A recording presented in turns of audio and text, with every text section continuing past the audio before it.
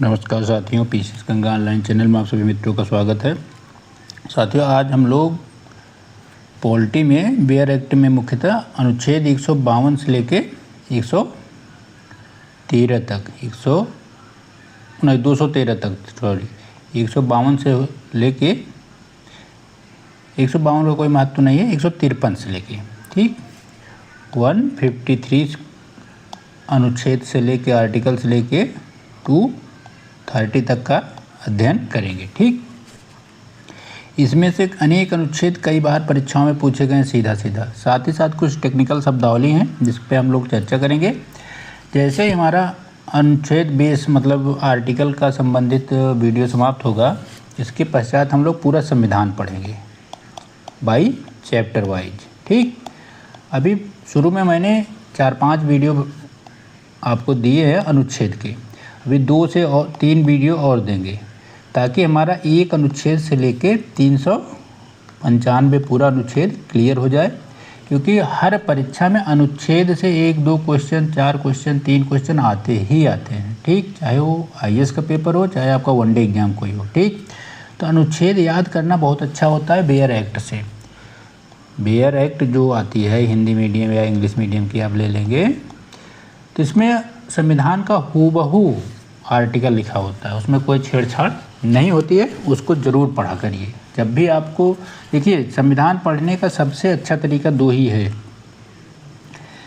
एक bare act पढ़ लीजिए, ठीक,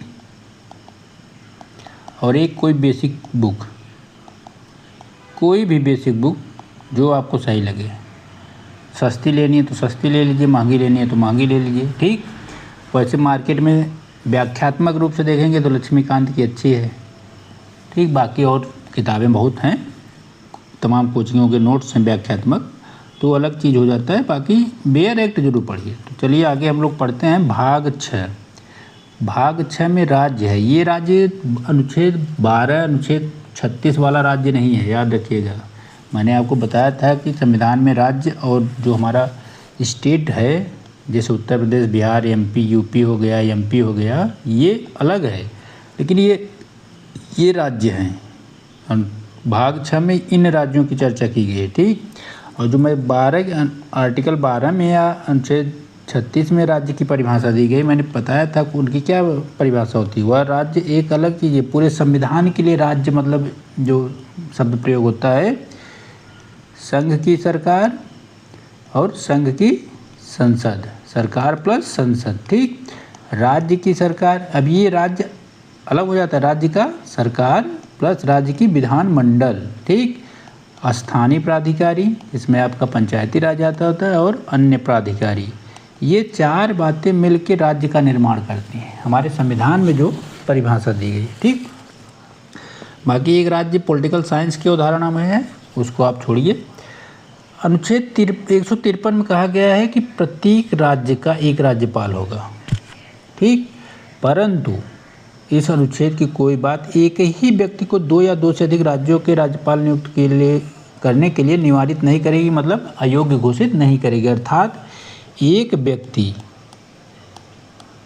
एक राज्य का हो सकता है, 2 राज्य का हो सकता है, 3, इसकी कोई सीमा रेखा नहीं है। अगर सरकार चाह ले, तानाशाही करना चाहे, तो आपके सभी राज्यों का एक ही व्यक्ति को राज्यपाल बना सकती है। ऐसा कोई संविधान में लिखा नहीं है कि कोई 2, 3 या 4 राज्य से अधिक नहीं होगा।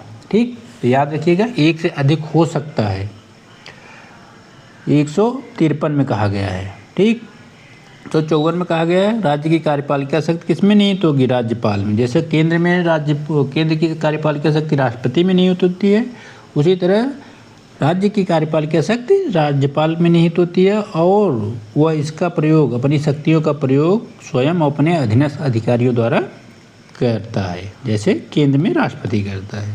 ठीक, किसी विद्यमान विधि द्वारा किसी अन्य प्राधिकारी को प्रदान किए गए कृत्य राज्यपाल को अंतरित करने वाली नहीं समझी जाएगी, या राज्यपाल के अधीनस्थ किसी प्राधिकारी को विधि द्वारा कृत्य प्रदान करने से संसद या राज्य विधानमंडल को निवारित नहीं करेगी। अर्थात कहने के मतलब है कि राज्यपाल के अधीन कोई अधिकारी है, तो उसे संसद या राज्य विधानमंडल कोई कृत्य कार्य करने का उत्तरदायित्व तो दे सकती है, ऐसा कोई प्रतिबंध नहीं है कि उसे कार्य नहीं दिया जाएगा, उसे कार्य राज्यपाल ही देगा। ठीक। 155 कई बार पूछा गया, राज्यपाल की नियुक्ति है, याद रखिएगा। यहाँ नियुक्ति शब्द ही एक बार IAS में पूछा था कि राज्यपाल के लिए कौन सा शब्द चयन किया गया है, तो नियुक्ति है। ठीक, चयन नहीं होता, चुनाव नहीं होता, नियुक्ति की जाती है। कौन करता है? राष्ट्रपति करता है अपने हस्ताक्षर और मुद्रा सहित अधिपत्र द्वारा। 156 में पदावधि है, यह प्रसाद पर्यंत पद है, याद रखिएगा। 5 साल तो होता है जनरली 5 साल होता है, लेकिन यह प्रसाद पर्यंत है। 5 साल से पहले भी राष्ट्रपति इसको पद से हटा सकता है। और वह अगर राज्यपाल इस्तीफा देना चाहे तो किसे देगा? राष्ट्रपति को संबोधित करके, याद रखिएगा। अगर वह रिजाइन देना चाहता है तो किसको देगा? राष्ट्रपति को। इस अनुच्छेद के पूर्वगामी उपबंधों के अधीन रहते हुए राज्यपाल अपने पद ग्रहण की तारीख से 5 वर्ष की अवधि तक धारण करता है पद। देखिए, सामान्यतः 5 वर्ष है जो संविधान में लिखा गया है, लेकिन राष्ट्रपति किसी भी समय इससे इस्तीफा ले सकता है। साधारण रूप से केंद्र सरकार जब चाहे तो राज्यपाल से इस्तीफा ले सकती है। ठीक।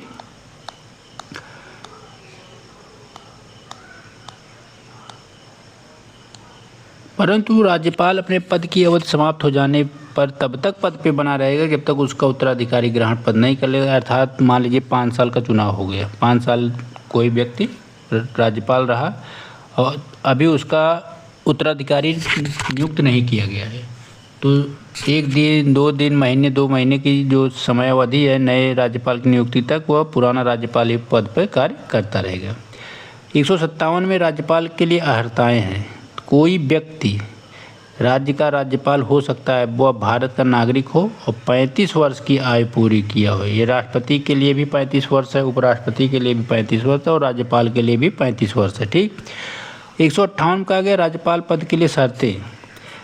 राज्यपाल के लिए संसद के किसी सदन या उसकी पहली अनुसूची में विनिर्दिष्ट किसी राज्य के विधानमंडल के किसी सदन का सदस्य नहीं होगा। अर्थात जब कोई व्यक्ति राज्यपाल बनता है तो वह संसद और राज्य विधानमंडल का सदस्य नहीं हो सकता।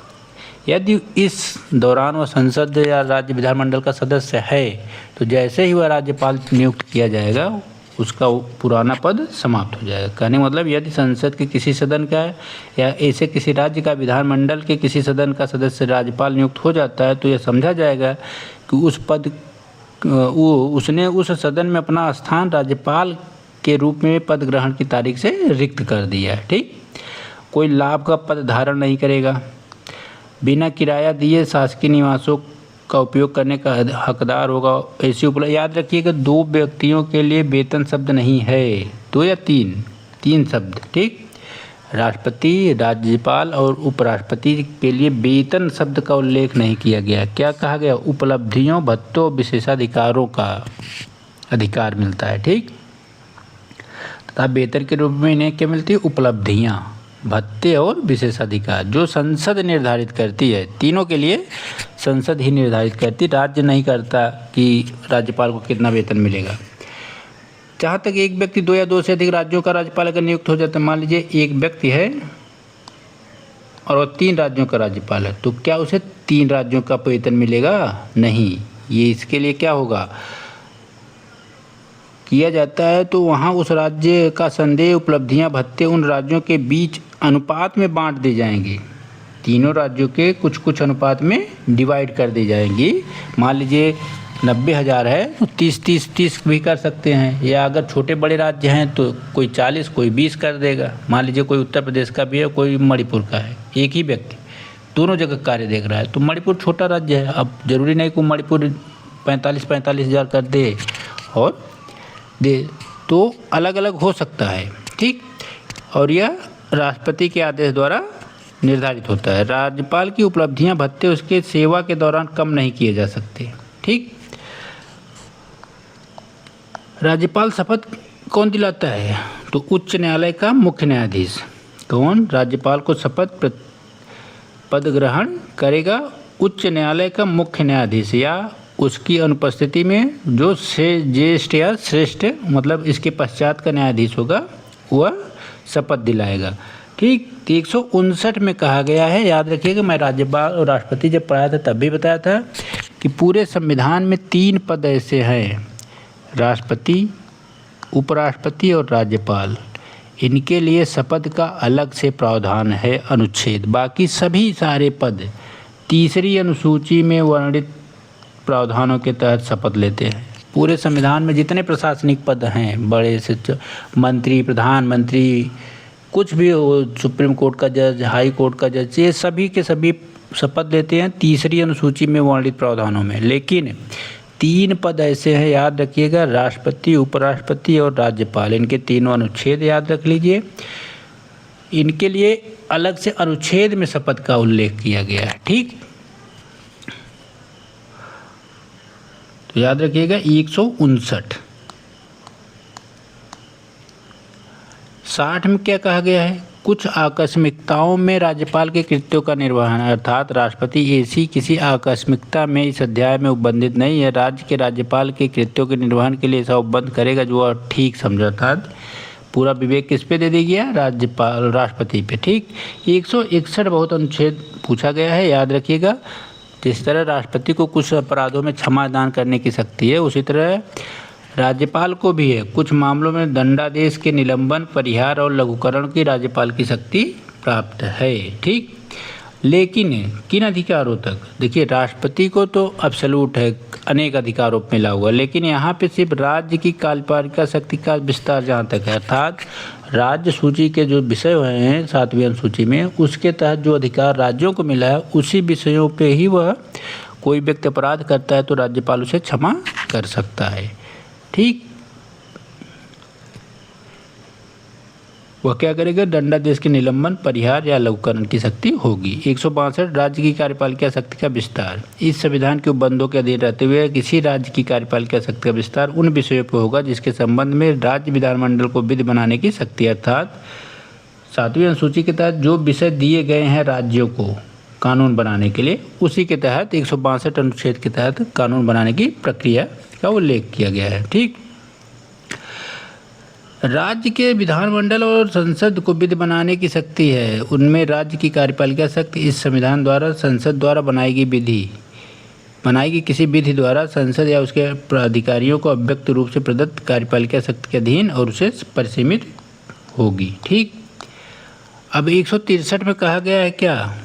वहाँ 74 में कहा गया है, याद रखिएगा। वहाँ सीधा 74 और 75 में मंत्रिपरिषद का उल्लेख और उनके कामों का किया गया है। राज्य में कहाँ किया गया है केंद्र की तुलना में? 163 से। तो 74 में कितना घटाएंगे, जोड़ेंगे तो 89। ठीक, 1 कम 90। अगर हम जोड़ देंगे तो हमें क्या मिलेगा? वही प्रक्रिया मिल जाएगी जो केंद्र के लिए है। जैसे वहाँ राज्यपाल की सहायता, यहाँ पे 163 में है राज्यपाल की सहायता और सलाह देने के लिए मंत्रिपरिषद। ठीक, वहाँ 74 में है कि राष्ट्रपति को सहायता और सलाह देने के लिए मंत्रिपरिषद। ठीक, जिन बातों में इस संविधान द्वारा या इसके अधीन राज्यपाल को यह अपेक्षित है कि वो अपने कृत्यों या उनमें से किसी को अपने विवेकानुसार करे, उन बातों को छोड़कर राज्यपाल को अपने कृत्यों का प्रयोग करने में सहायता और सलाह के लिए एक मंत्रिपरिषद होगी जिसका प्रधान कौन होगा? मुख्यमंत्री होगा।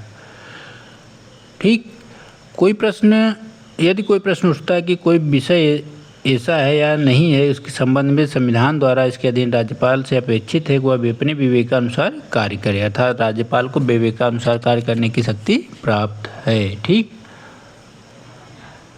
इस प्रश्न की किसी न्यायालय में जांच नहीं की जाएगी कि क्या मंत्रियों ने राज्यपाल को सलाह दी तो क्या दी।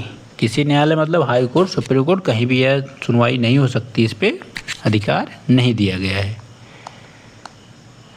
164 मंत्रियों के संबंध में अन्य उपबंध।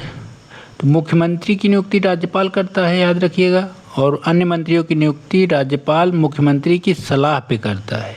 और ये मंत्री जो होते हैं राज्यपाल के प्रसाद पर्यंत होते हैं। ये संवैधानिक प्रावधान है कि संवैधानिक प्रावधान में है कि राज्यपाल के प्रसाद पर्यंत होंगे, लेकिन व्यवहारिक में है मुख्यमंत्री जिसे चाहे मंत्री बनाए और चाहे न बनाए। ठीक, 160 हमने पढ़ा भी, अब 100 आ जाएगा। जैसे कुछ प्रावधान है, जैसे देख लिया जाए। कुछ राज्य हैं जहाँ SC/ST की जनसंख्या अधिक है, तो वहाँ जनजातियों के लिए भी एक भार साधक कल्याण मंत्री होगा, मतलब उनके समुदाय से संबंधित, ठीक, अनुसूचित जातियों, पिछड़े वर्गों, ठीक। किसी राज्य की मंत्रिपरिषद में मुख्यमंत्री सहित मंत्रियों की कुल संख्या कितनी होगी? कम से कम 15%। याद रखिएगा, 15% से अधिक मंत्रिपरिषद की संख्या नहीं हो सकती। किस अनुच्छेद संविधान संशोधन के तहत इसका संशोधन किया गया, आप लोग कमेंट करिए, ठीक। किस संविधान संशोधन द्वारा यह 15% का दायरा सुनिश्चित किया गया, इस पर कमेंट करके बताइए, ठीक। खोज के तुरंत कमेंट करिएगा। साथ ही साथ एक अपवाद भी है कि यदि किसी राज्य में मुख्यमंत्री सहित मंत्रियों की संख्या 12 से कम नहीं होगी, 12 संख्या में है, वहाँ 15% की चर्चा की गई, ठीक। तो अर्थात छोटे राज्य हैं, जनरली देखेंगे वहाँ पे 12 कम से कम मंत्री होते ही होते हैं, यह प्रावधान है, ठीक। तो 12 से कम नहीं होगी। यह 91 संविधान संशोधन से है, 2003 91 संविधान संशोधन के तहत 15% का दायरा निश्चित किया गया और 12 न्यूनतम, ठीक, जैसे छोटे राज्यों के लिए।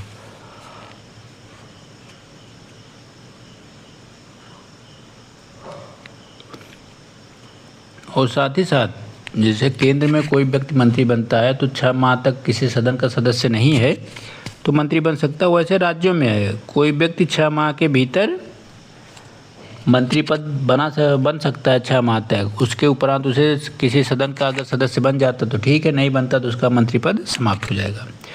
किसी राजनीतिक दल का, किसी राज्य की विधानसभा का या किसी राज्य के विधानमंडल के किसी सदन का जिसमें विधान परिषद है, कोई सदस्य जो 10वीं अनुसूची के पैरा 2 के अधीन उस सदन का सदस्य होने के लिए निर्धारित है, अपनी निर्धारिता की तारीख से प्रारंभ होने वाली और उस तारीख तक जो ऐसे सदस्य के रूप में पदावधि समाप्त हो गया, जहां वह ऐसी अवधि की समाप्ति से पूर्व किसी राज्य की विधानसभा के लिए या विधान परिषद वाले किसी राज्य विधानमंडल के किसी सदन के लिए कोई निर्वाचन लड़ता है तो उस तारीख को जिसको निर्वाचित घोषित किया जाता है उसके पूर्वोत्तर अन्य अधीन मंत्री पद के लिए निर्धारित अर्थात अयोग्य हो जाएगा। मंत्रिपरिषद राज्य की विधानसभा के प्रति सामूहिक उत्तरदायित्व होता है, याद रखिएगा। लोकसभा में क्या होता है, केंद्रीय मंत्रिपरिषद लोकसभा के प्रति उत्तरदायी होती है और राज्यों में विधानसभा, ठीक, विधानमंडल विधान परिषद नहीं, विधानसभा, ठीक। किसी मंत्री द्वारा अपने पद ग्रहण से पहले राज्यपाल द्वारा तीसरी अनुसूची के तहत शपथ दिलाई जाती है, अर्थात मुख्यमंत्री और सभी मंत्रियों को शपथ कौन दिलाता है, राज्यपाल। किसके तहत, तीसरी अनुसूची के तहत, ठीक। पद और गोपनीयता की शपथ दिलाई जाती है। यदि कोई मंत्री निरंतर 6 माह की अवधि तक राज्य के विधानमंडल का सदस्य नहीं है तो उसकी मंत्री परिषद बने रहने का मतलब अधिकार समाप्त हो जाएगा। मंत्रियों के वेतन भत्ते ऐसे होंगे जो राज्य विधानमंडल विधि द्वारा समय समय पर निर्धारित करे, ठीक। कौन निर्धारित करेगा, राज्य का विधानमंडल। जहाँ विधानमंडल में याद रखिएगा विधानसभा और विधान परिषद और राज्यपाल तीनों आते हैं, ठीक। 165 में कहा गया राज्य का महाधिवक्ता, ठीक। कमेंट करके बताइए कि केंद्र में महान्यायवादी किस अनुच्छेद में पढ़ा दिया है, आप लोग को याद हो तो बताइए कि किस अनुच्छेद में महान्यायवादी का पद है, ठीक। प्रत्येक राज्य का राज्यपाल उच्च न्यायालय का न्यायाधीश नियुक्त होने के लिए अर्हित है यदि किसी व्यक्ति को राज्य का महाधिवक्ता नियुक्त किया जाएगा, अर्थात कोई व्यक्ति राज्यपाल द्वारा नियुक्त किया जाएगा महाधिवक्ता, लेकिन अगर कोई व्यक्ति उच्च न्यायालय मतलब हाई कोर्ट का जज बनने के लिए योग्य है तो वह महाधिवक्ता नियुक्त हो सकता है। महाधिवक्ता का यह कर्तव्य होगा कि उस राज्य की सरकार के, अर्थात महाधिवक्ता का यह परम कर्तव्य जैसे महान्यायवादी का है कि राज्य की सरकार को विधि संबंधित विषयों पर सलाह दे, विधिक स्वरूप से ऐसे अन्य कर्तव्यों का पालन करे जो राज्यपाल को उसको समय समय पर निर्देशित करे, सौंपे और उन कृत्यों का निर्वहन करे उसको इस संविधान अथवा तत्समय किसी अन्य विधि द्वारा उसके अधीन प्रदान किए जाते हैं, ठीक। महाधिवक्ता किसके प्रसाद होगा, राज्यपाल के, ठीक। महाधिवक्ता एडवोकेट जनरल जो अंग्रेजी होता है वह किसके अधीन होता है? प्रसाद पर्यंत राज्यपाल के। 166 राज्य सरकार के कार्यों का संचालन। ठीक, तो पूरा कार्यकाल मतलब कार्यक्रम का संचालन किसके नाम से होता है? राज्यपाल के नाम से। ठीक, याद रखिएगा। 166 167 में है, वहाँ 78 में था, यहाँ 167 में है। राज्यपाल को जानकारी आदि इसके संबंध में मुख्यमंत्री का कर्तव्य, अर्थात मुख्यमंत्री के कर्तव्य होगा कि वह राज्य के कार्यों और प्रशासन संबंधी विषयों की जानकारी और सभी जो भी कार्य हैं राज्यपाल को इसके संबंध में सूचना देता रहे। ठीक, तो 167 है, याद रखिएगा। 168 में राज्य के विधानमंडलों का गठन है। इसी के तहत देखें कि विधानमंडल में राज्यपाल होता है और विधान परिषद तथा विधानसभा होती है। ठीक, उत्तर प्रदेश में 2 है जैसे। ठीक, विधान परिषद विधानसभा दोनों है।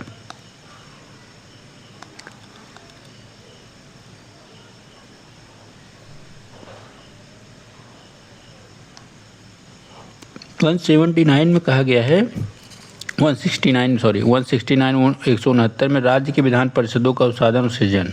ठीक, कई बार पूछा गया है, बहुत पेटेंट क्वेश्चन है। 169 ठीक, 169 कई बार परीक्षाओं में पूछा गया है। इसमें कहा गया है कि 168 में किसी बात के होते हुए भी संसद विधि द्वारा विधान परिषद वाले राज्य में विधान परिषद के उत्साधन के लिए ऐसे राज्य में जिसमें विधान परिषद नहीं है विधान परिषद के सृजन के लिए उपबंध कर सकेगी, यदि उस राज्य विधानसभा ने इस आशय का संकल्प विधानसभा में कुल सदस्य संख्या के 2/3 बहुमत से पारित नहीं किया है। ठीक, पारित न होने पर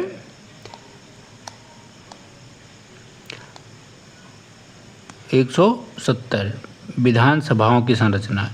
333 के उपबंधों के अधीन रहते हुए प्रत्येक राज्य की विधानसभा उस राज्य के प्रादेशिक निर्वाचन क्षेत्रों से प्रत्यक्ष निर्वाचन द्वारा चुने गए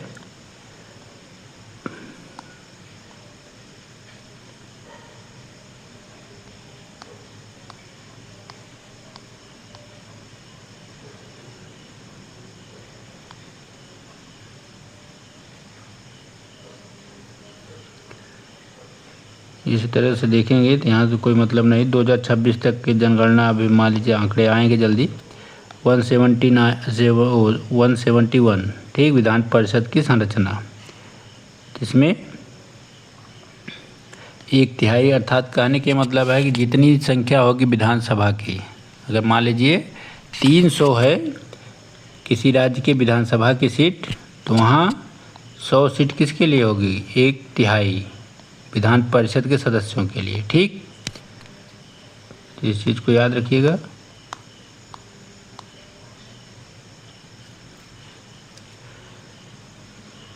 साथ ही साथ एक कंडीशन भी है, किसी भी राज्य में विधान परिषद के सदस्यों की संख्या कम से कम 40 होगी। अगर शर्तें आती हैं तो इसका मतलब है कि बातें हैं इसमें विधान परिषद के सदस्यों की कुल संख्या विधानसभा के कुल सदस्यों की संख्या का एक मतलब 40 से कम नहीं होगी, जो भी हो 40 सदस्यों से कम नहीं होगी। ठीक,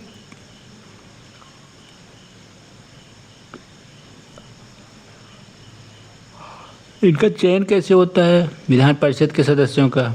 तो याद रखिएगा, विधान परिषद के सदस्यों का चयन 1/3 कहाँ से होता है? नगर पालिका, जिला बोर्ड और अन्य स्थानीय प्राधिकारियों होते हैं, अर्थात पंचायती राज इत्यादि नगर पंचायत, ग्रामीण पंचायत सब मिलके वोट करते हैं।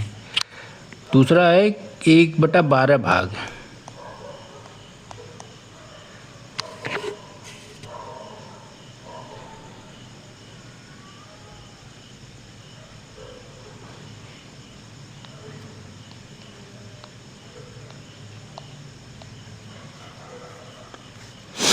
एक 1/12 स्नातक, 1/12 किससे होगा? दूसरा 1/12 माध्यमिक पाठशालाओं में निम्न स्तर के शिक्षकों के द्वारा। ठीक, 1/3 होगा विधानसभा सदस्यों के द्वारा। ठीक, शेष जो बचेगा वो राज्यपाल द्वारा मनोनीत या नाम निर्देशित हो जाता है स्वतः, ठीक, जोड़ दिया जाएगा मैटर।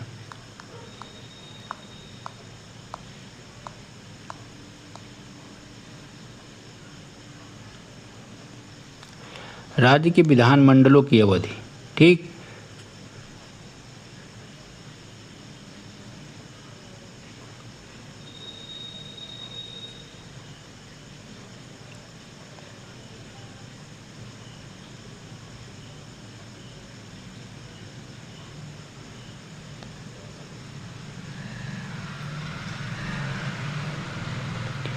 एक 173 में कहा गया राज्य के विधानमंडल की सदस्यता के लिए अर्हता, मतलब विधानमंडल के सदस्य बनने के लिए क्या अर्ह हो, कम से कम वह भारत का नागरिक हो, ठीक।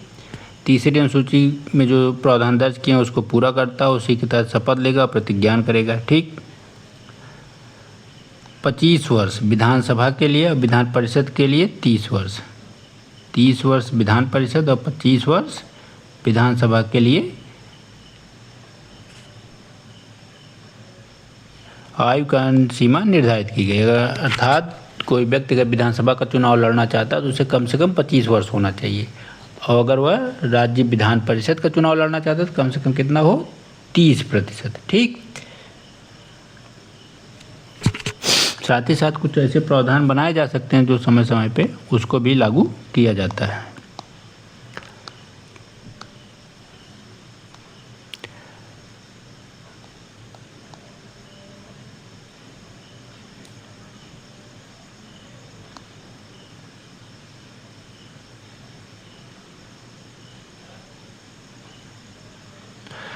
सदन मतलब विधानमंडल के या विधान परिषद या विधानसभा के सदनों में भाषण का, उनके संदेश भेजने का राज्यपाल का अधिकार। राज्यपाल विधानसभा में या विधान परिषद वाले राज्य की दशा में उस राज्य के विधानमंडल के किसी एक सदन में या एक साथ समवेत दोनों सदनों में अभिभाषण कर सकेगा, और इस प्रयोजन के लिए सदस्यों की उपस्थिति की अपेक्षा की जाती है।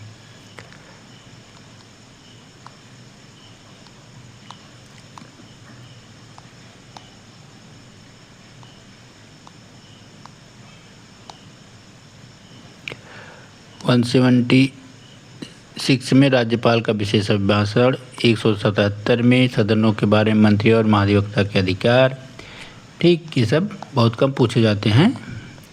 जहाँ पूछा जाता है उसको ज़रूर बताएंगे। 178 178, ठीक, विधानसभा का अध्यक्ष और उपाध्यक्ष, याद रखिएगा कि विधानसभा का अध्यक्ष और उपाध्यक्ष कौन बनेगा, तो 2 व्यक्तियों, विधानसभा में क्या होता है, जितने सदस्य उन्हीं में से वरिष्ठ 2 सदस्यों को चुना जाता है और उन्हें अध्यक्ष और उपाध्यक्ष मनोनीत किया जाता है, ठीक, चुना जाता है। अब वही जो पूरे विधानसभा के विधायक होते हैं, ठीक, या विधानसभा के सदस्य जिन्हें कहा जाता है। अगर विधानसभा के अध्यक्ष और उपाध्यक्ष को रिक्त करना हो पद, तो क्या करना पड़ेगा, तो इसमें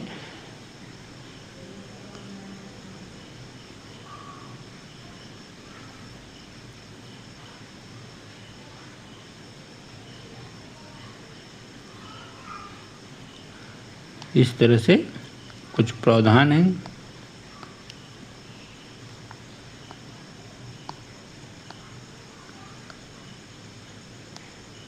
वो 182 में देखेंगे विधान परिषद का सभापति उपसभापति। विधान परिषद वाले प्रत्येक राज्य की विधान परिषद यथाशीघ्र अपने 2 सदस्यों को अपना सभापति और उपसभापति चुनेगी। जब सभापति उपसभापति का पद रिक्त होता है तब तक परिषद किसी अन्य सदस्य को यथास्थिति सभापति उपसभापति नियुक्त करेगी।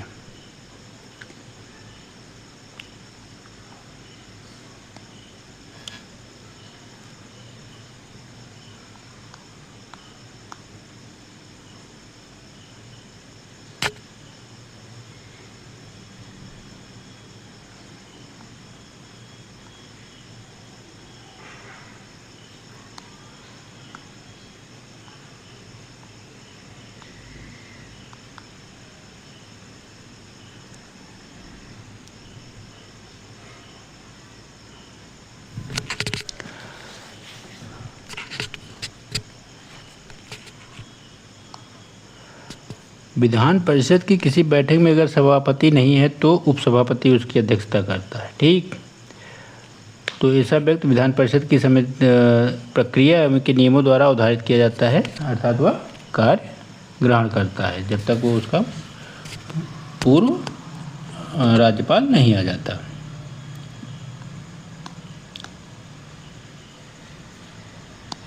जब सभापति उपसभापति के पद को हटाने का कोई संकल्प विचाराधीन है तब उसका पीठासीन या पीठासीन नहीं होना चाहिए।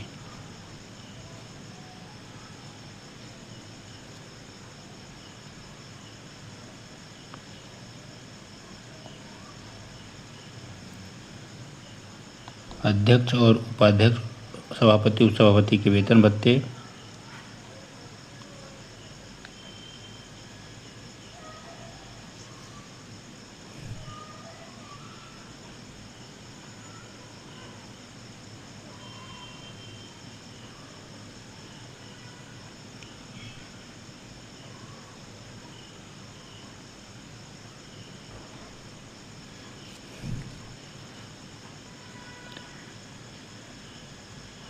सदस्यों का शपथ प्रतिज्ञा कोई मतलब नहीं है, ये नहीं पूछा जाता। तीसरी अनुसूची पूछी जाती है बस, ठीक।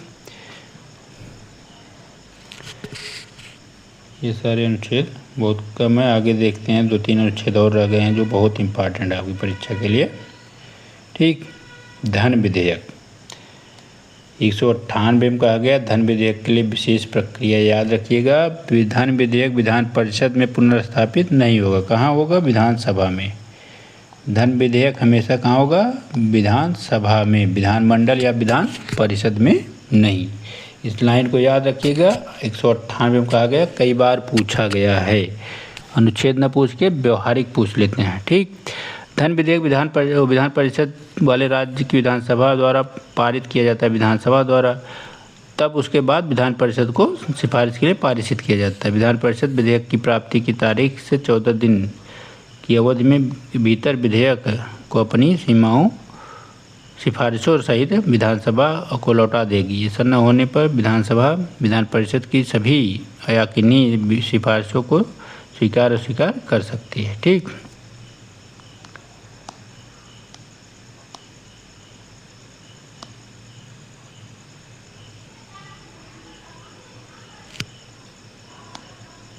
धन विधेयक की परिभाषा 199, ठीक। इसमें शामिल क्या है? किसी कर का अधिरोपण, उत्साधन, परिहार, परिवर्तन और विनियमन।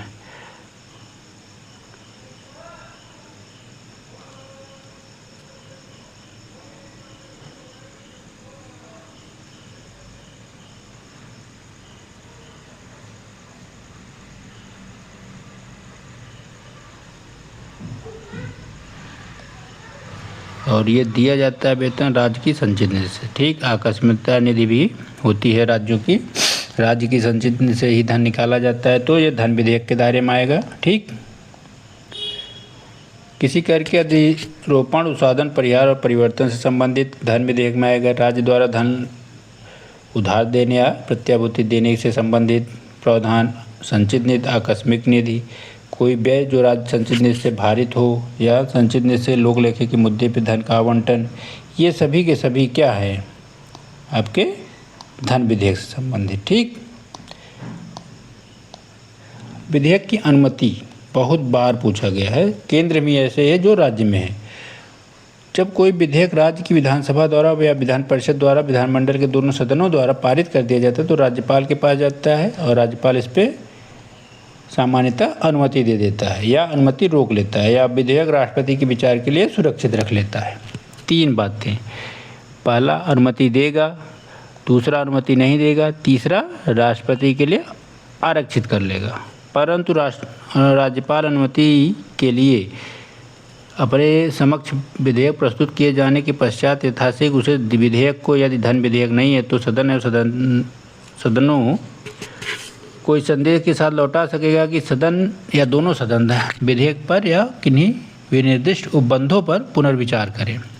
अर्थात धन विधेयक जब नहीं है तब तो राज्यपाल क्या करेगा? पुराना विधेयक है अगर कोई है तो उसे पुनः विधानसभा, विधान परिषद या राज्य सरकार के पास वापस कर देगा कि पुनर्विचार करे। और पुनर्विचार के बाद जो प्रावधान आएगा, तो अगर मान लीजिए कुछ संशोधन के पश्चात कोई बात लौटा दी जाती है तो तब सदन या दोनों सदनों के अनुसार पुनर्विचार करेंगे। यदि विधेयक सदन या सदनों के संशोधन सहित या बिना संशोधन के पारित कर दिया जाता है तो वह कानून बन जाएगा, बस राज्यपाल की अनुमति प्राप्त हो जाए। ठीक। 201 में कहा गया विचार के लिए आरक्षित विधेयक, ज़्यादा इम्पोर्टेंट नहीं है ये। हाँ, ये बहुत बार पूछा गया है। ठीक। 202 वार्षिक वित्तीय विवरण अर्थात बजट। राज्य के बजट शब्द का जो राज्यों में बजट प्रस्तुत किया जाता है उसकी चर्चा कहाँ की गई? 202 में। ठीक। आप लोग कमेंट बताइए केंद्र सरकार का बजट जो होता है वार्षिक वित्तीय विवरण किस अनुच्छेद के तहत वर्णित है अर्थात सूचीबद्ध है। ठीक।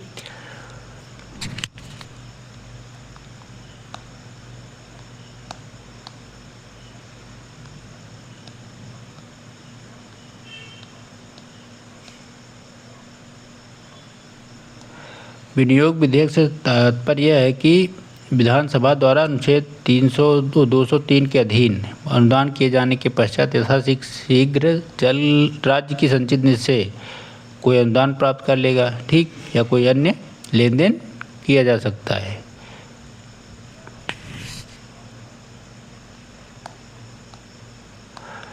अनुपूरक अतिरिक्त या अधिक अनुदान 205 में कहा गया है, बस याद रखिएगा। 206 में कहा गया लेखानुदान, प्रत्यायानुदान और अपवादानुदान। ठीक।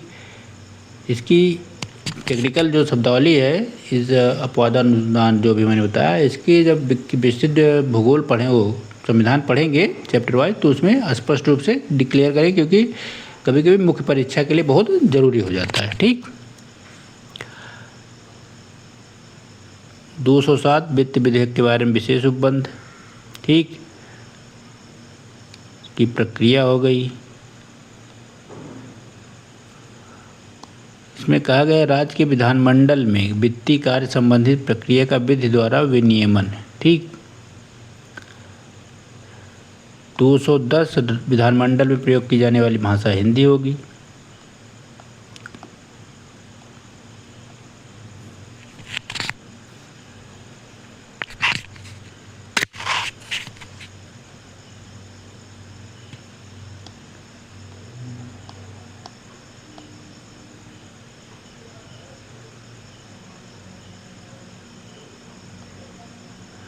दो 213 मैंने बताया 213 अंतिम अनुच्छेद होगा, आगे फिर पढ़ेंगे हम लोग आज।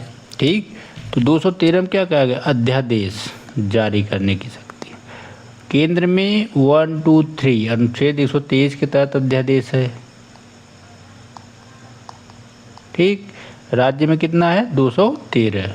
ठीक। याद रखिएगा 213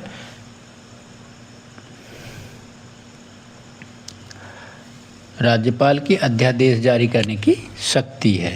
ठीक।